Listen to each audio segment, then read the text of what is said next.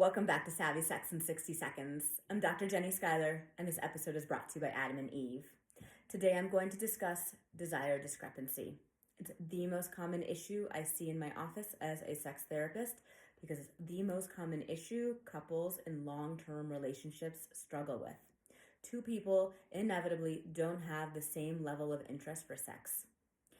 The function of testosterone is to increase our arousal and make it more accessible for us.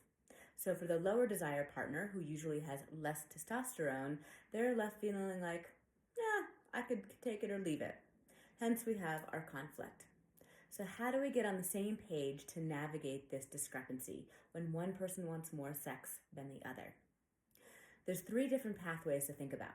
One is, I'll just force myself, obligation sex. A lot of people do this, and it's no good. We end up dreading sex and we end up not wanting to have it, so we end up being in a sexless relationship.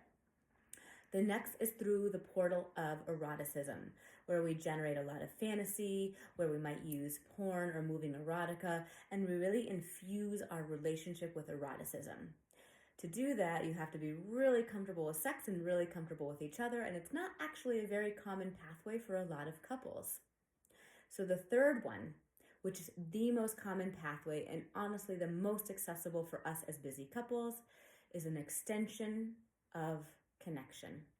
Basically feeling emotionally connected to your partner and saying, we're going to prioritize this, we're going to crawl into bed, we're going to take off our clothes, we're going to be skin to skin, and we might not be enthusiastic about sex when we're crawling into bed.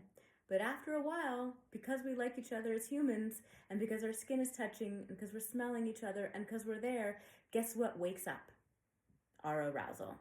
So, think about sex through the portal of connection, crawl into bed, take off your clothes, and just make a date to do that once a week and see what happens. More on this later.